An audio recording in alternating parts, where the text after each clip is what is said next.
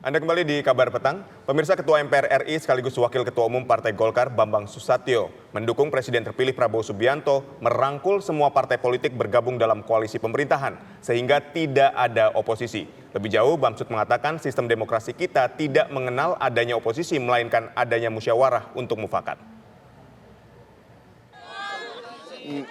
Ngomong ini dan itu. Ini dan itu. Mau tahu aja.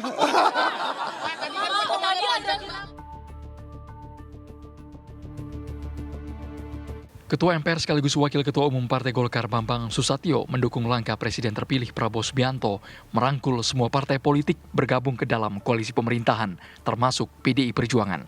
Menurut Bambang Susatyo, sistem demokrasi Pancasila di Indonesia tak mengenal adanya oposisi, melainkan musyawarah. Tanggal 22 nanti pengumuman MK adalah isu rekonsiliasi. Tadi kita sudah lihat ada Pak Arsad datang ke sini. Pak Arsad juga tadi sore datang bertemu dengan Rosan. Pertemuan antara tim pemenangan Pilpres Prabowo Gibran dan Ganjar Mahfud ini adalah suatu hal yang baik. Karena sesungguhnya dua ini kan sahabat. Nah, sehingga diharapkan dua sahabat yang sempat terpisah beberapa waktu kemarin karena kompetisi bisa merajut kedua tim ini untuk rekonsiliasi. Diharapkan ke depan tidak ada lagi gesekan-gesekan. Bahkan kalau perlu kita nggak butuh oposisi kok. Ya, kita butuh gotong royong, kita butuh demokrasi gotong royong. Nggak dibutuhkan lagi oposisi. Dan saya mendukung jika Pak Prabowo merangkul semua partai politik yang ada di parlemen untuk bersatu membangun bangsa ini ke depan.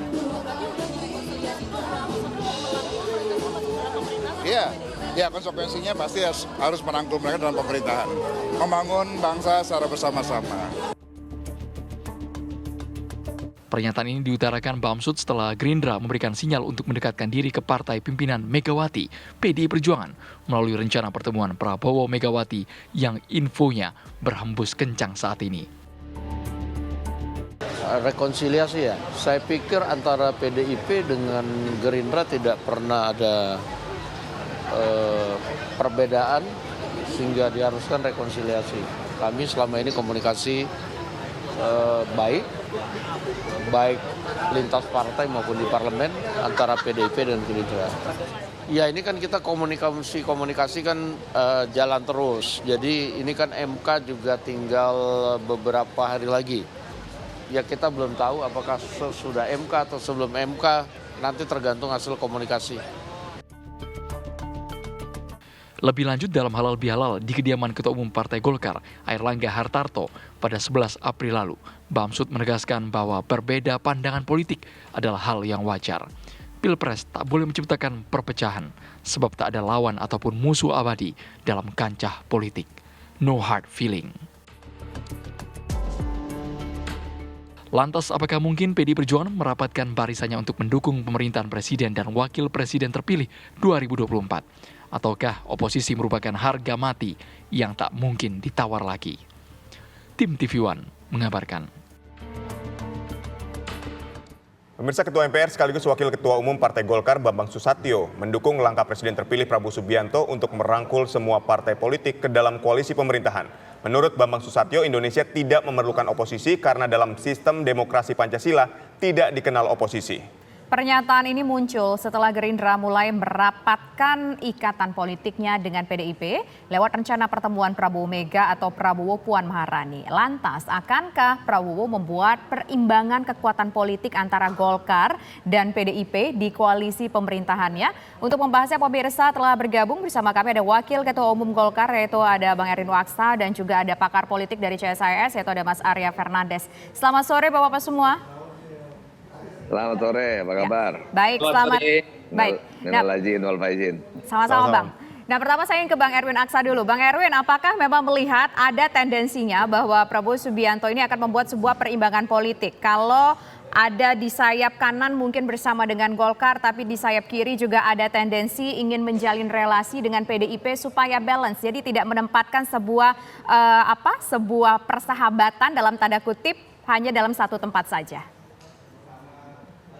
Ya, jadi saya kira yang pertama kita tahu bahwa Pak Prabowo ingin tentunya merangkul sebanyak mungkin partai untuk bisa bergabung dalam koalisi untuk menjalankan pemerintahan ini dengan baik, dan tentunya juga koordinasi di legislatif juga baik ya, karena fungsi DPR adalah melakukan check and balance, itu penting juga dilakukan, sehingga pemerintah dan DPR harus berjalan bersama-sama untuk menjalankan roda pembangunan Indonesia. Jadi saya kira langkah-langkah yang akan ditempuh secara politik dan strategis akan dilakukan oleh Presiden terpilih, tentunya akan dibicarakan dengan Koalisi Indonesia Maju yang nantinya akan tentunya diambil keputusannya secara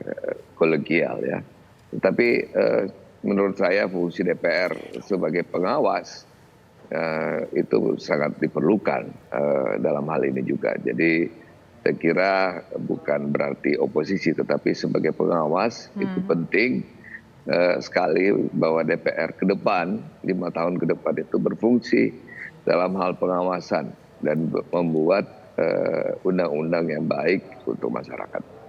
Baik, Bang Erwin, jadi Golkar ini mendukung PDIP bergabung di dalam koalisi, ada syarat nggak Bang yang diajukan oleh Golkar sendiri atau oleh Gerindra? Saya kira belum ada pembicaraan seperti itu ya. Belum pernah kita melihat juga pertemuan Ibu Mega dan Pak Prabowo. Tetapi sebagai pemenang pemilu, PDIP tentunya punya peranan penting ya di dalam mengambil keputusan strategis di parlemen nantinya. Jadi untuk memperlancar program-program pemerintah tentunya butuh musyawarah dalam hal ini. Jadi saya kira pembicaraan itu perlu dilakukan ya, baik nanti Pak Prabowo dan bersama juga koalisi ya, bertemu dengan Ibu Mega nantinya pada saat yang tepat. Dan kita berharap bahwa pembangunan Indonesia ke depan ya tentunya berjalan bersama-sama. Pemerintah tentunya perlu diawasi juga oleh DPR. Oke, baik, sekarang saya ingin ke Mas Arya Fernandes. Mas Arya sebagai seorang pengamat melihat bahwa Prabowo Subianto tampaknya berusaha membuka semua peluang untuk bersatu berkoalisi nanti. Ini apakah kecenderungannya tidak ingin menggantungkan kekuatan politik hanya kepada satu pihak saja, atau mungkin ada aspek lain yang Mas lihat? Baik, selamat sore Bang Erwin, teman-teman studio. Jadi saya kira Pak Prabowo meskipun memenangi pemilu dengan suara 58%, itu saat ini sebenarnya menghadapi kondisi yang belum begitu menguntungkan ya. Kenapa? Pertama, gabungan suara 4 partai di 02 itu hanya 48,3% estimasinya kursi DPR-nya. Nah, artinya ada sekitar 50%-an lebih, sekitar 52% yang partai bukan pendukung Pak Prabowo. Ya. Kondisi yang kedua yang belum menguntungkan juga adalah meskipun beliau mendapatkan 58%, tetapi dari sisi perolehan suara partai itu Gerindra hanya finish di urutan ketiga di 86 kursi, berbeda dengan Partai Golkar yang mendapatkan sekitar 102 kursi. Nah, dua kondisi tersebut itu membuat akhirnya Pak Prabowo mencoba mencari atau membuka opsi yang banyak ya. Baik opsi berkoalisi, membangun pembicaraan koalisi dengan PD Perjuangan yang akan dibicarakan, ataupun membuka pembicaraan koalisi dengan Partai Nasdem dan PKB. Ya. Dan situasinya sampai saat sekarang kan belum ada yang betul-betul pasti, karena ketiga partai ini masih menunggu putusan Mahkamah Konstitusi. Nah, karena kalau kita lihat dengan kenapa itu ada penting untuk membicarakan itu? Karena kalau kita lihat koalisi-koalisi yang dibangun pasca reformasi, terutama setelah pemilihan presiden tahun 2004, itu ada kecenderungan presiden terpilih itu perlu untuk meningkatkan dukungan koalisi partai di DPR supaya dalam proses pembuatan kebijakan dan undang-undang itu lebih mudah.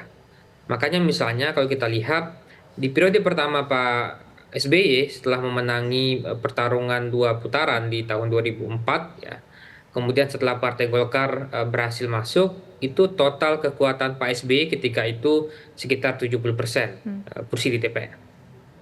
Nah, sementara Pak Jokowi di periode kedua bahkan hingga mencapai dukungan koalisi hampir sempurna ya. Hanya sekarang menyisakan PKS yang tidak berada di kabinet.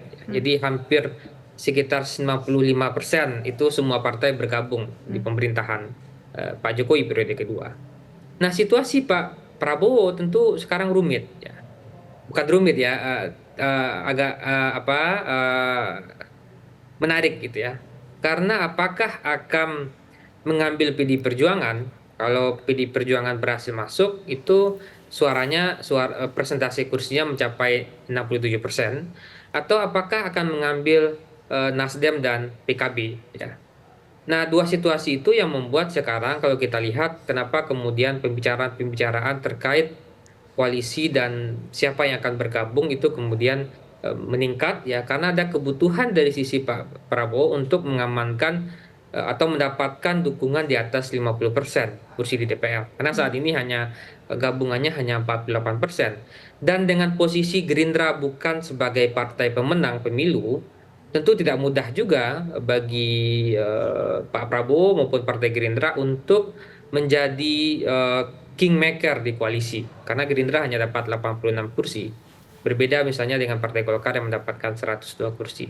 Itu dulu sementara. Baik, Bang Erwin, jika Anda melihat tadi kan dikatakan kekuatan saat ini dari koalisi Gerindra dan Golkar dan di 4 partai ini kan sekitar 48, sekian persen. Koalisi mana atau partai mana yang kira-kira paling berpeluang besar untuk diajak bergabung dan menguntungkan koalisi yang saat ini ada? Saya kira itu menjadi keputusan pimpinan nantinya.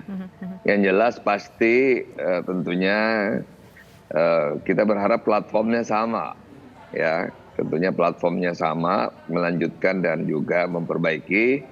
Dan yang paling penting juga dalam hal koalisi ini juga kita berbicara tentang bagaimana masa depan bangsa ya dengan baik. Jangan sekedar tawar-menawar kursi kabinet dan tentunya posisi strategis di parlemen, demikian.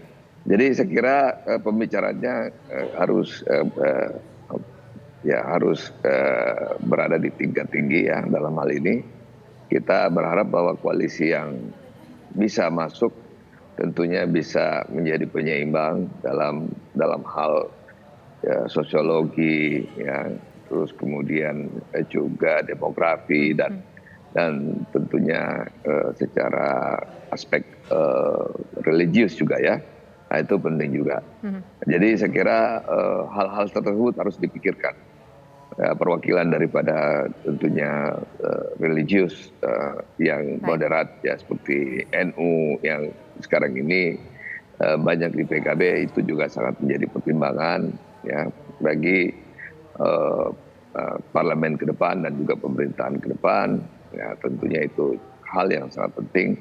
Dan tentunya kita berharap bahwa siapapun yang ingin bergabung tentunya kita berbicara keberlanjutan dari apa yang dibuat oleh pemerintahan Jokowi dan menyempurnakan apa yang belum sempurna. Ya, itu yang perlu kita samakan dulu. Ya, Bang Erwin Aksa, sebagai seorang politisi melihat ada rencana pertemuan antara Prabowo Subianto dengan Puan Maharani, Prabowo Subianto juga dengan rencana pertemuan dengan Megawati Soekarno Putri. Akan kemana arahnya? Apakah kira-kira memang nanti akan terbuatlah sebuah koalisi yang cukup gemuk dan cukup kuat? Nanti dijawab ya, usai jeda berikut. Kami kembali sesaat lagi.